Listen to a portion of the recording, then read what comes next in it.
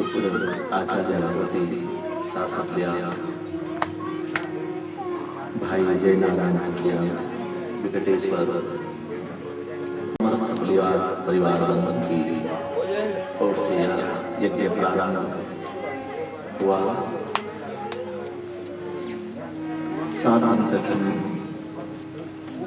इस श्रीमद्भागवत में अपने मन को, पुण्यमय आत्मा को स्नान कराएंगे। शास्त्र में कहा भी है कि हे, इस कलिकाल में तेरे पास समय बहुत कम है। ऐसा अवसर कभी कभी किसी मानव के जीवन में आता है, धनपति होते हुए भी उस धन का सदुपयोग नहीं हो पाता है। ऐसे कलिकाल में ऐसे यज्ञ करने का अवसर हर किसी मानव को प्राप्त नहीं होता, चाहते हुए भी वह नहीं कर पाता।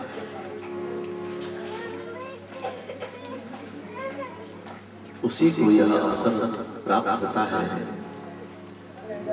जिसने पूर्व जन्म में अच्छे पुण्य कर्म के लिए इस स्थली पर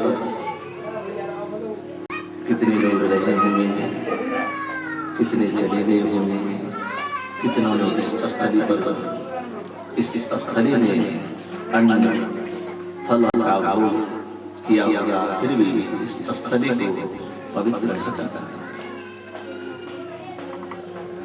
अहो भाग्य है इन बालकों का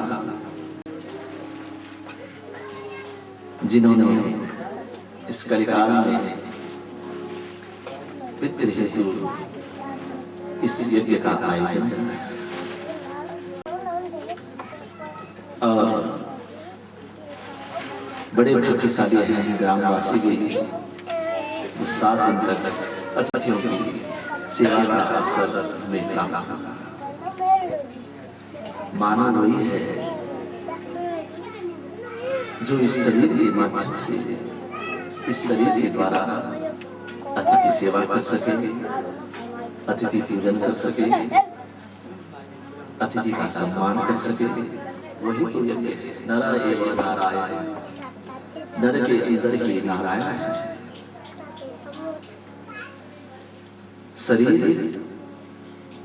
शरीर का सम्मान करे तो समझ लो कि नारायण का सम्मान। इन बालकों के द्वारा 7 दिवसीय यज्ञ प्रारंभ हुआ और बड़े भाग्यशाली ग्रामवासी, रिश्तेदार जो हम इसमें भाग ले सके, हिस्सा ले सके।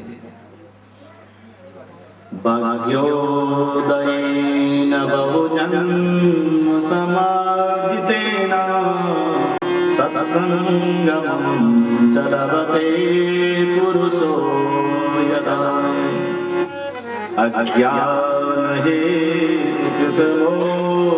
अमदान्धकारं नासं विधाय च तदोदयते विवेको।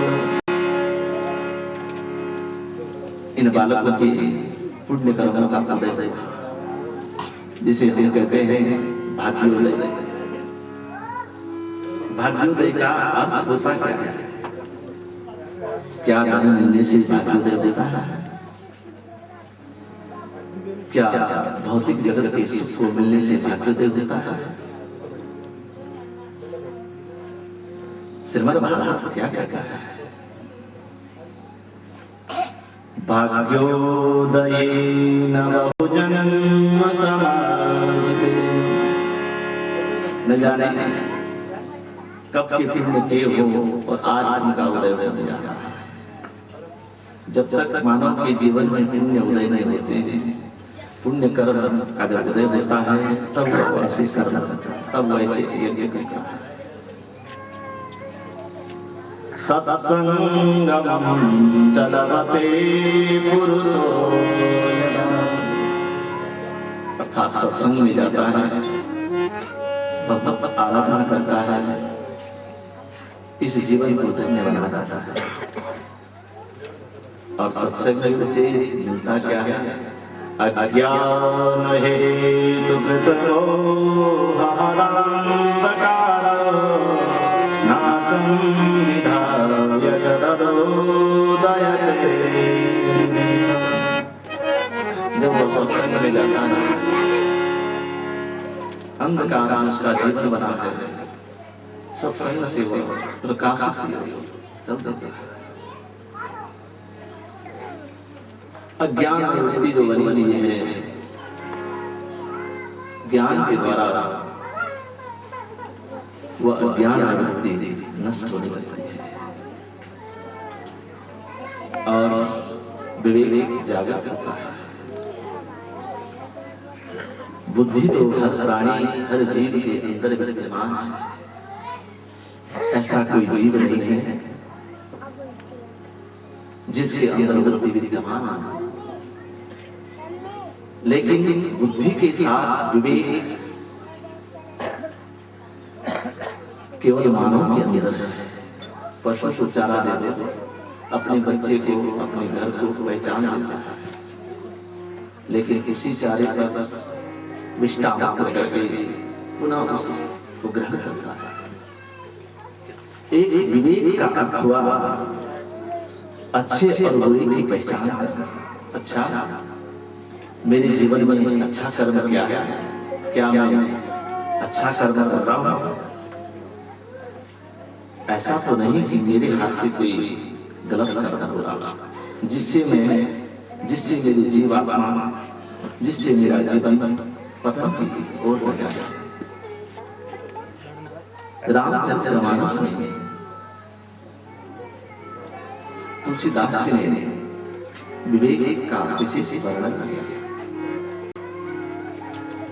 सत्संग से विवेक को जोड़ दिया। बिनु सत्संग विवेक न होए, राम कृपा बिनु सुलभ न सोए। बिना सत्संग से विवेक की प्राप्ति हो नहीं सकती। चाहे वो साधु का संग हो, चाहे वो योगी का संग हो, चाहे वो विद्वान आत्मा का संग हो, चाहे वो भक्ति पुरुष का संग हो, जब तक वो किसी का संग नहीं करता है तब तक उसका उद्धार नहीं होगा। बिनु सत्संग विवेक न होए, राम कृपा बिनु सुलभ न सोए। जीवन में सत्संग मिल गया, विवेक भी आ गया, लेकिन वह विवेक कैसा होना चाहिए? राम कृपा बिनु सुलभ न सोए। मैं ज्ञानी बन गया, मैं भक्ति प्रभु नहीं करता हूँ, प्रभु की भक्ति नहीं करता हूँ, तो मेरा ज्ञान भक्ति ही नहीं हो गया। तुलसीदास कहते हैं ज्ञान हो, विवेक सही है, और उसमें यदि प्रभु की कृपा बढ़ जाए वही ज्ञान शोभित होता है। इतना तक कि श्रीमद् भागवत के अंदर प्रथम स्कंद में वेद व्यास जी ने, नारद जी ने वेद व्यास जी को उपदेश किया।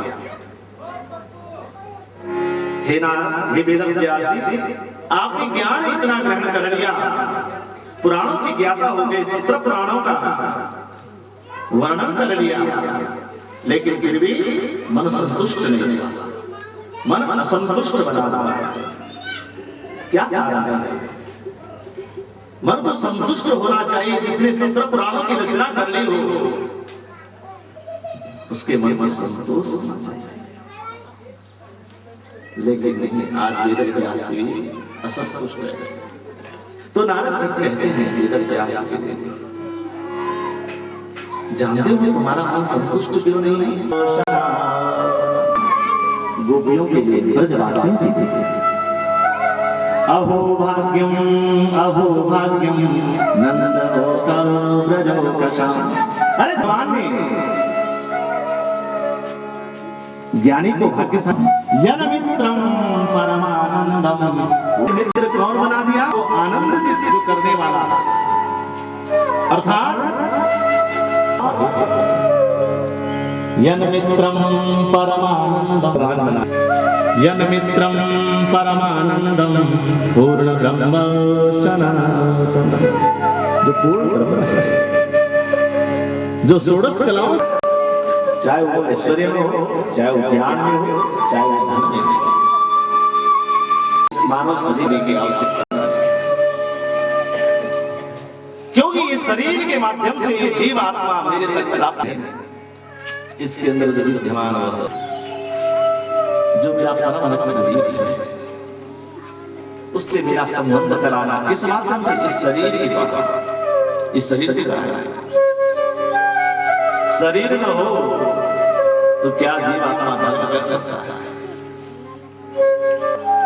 जागृत करना चाहता है। 7 दिन तक श्रीमद् भागवत को क्यों कहा गया? 8 दिन का उस 4 वक्ता मिलेंगे, 4 श्रोता मिलेंगे। श्रीमद् भागवत को विशेष रूप से पढ़ोगे, एक तो भगवान, सबसे पहले भगवान विष्णु चतुश्लोकी भागवत, भागवत भगवान विष्णु नहीं, ब्रह्मा जी।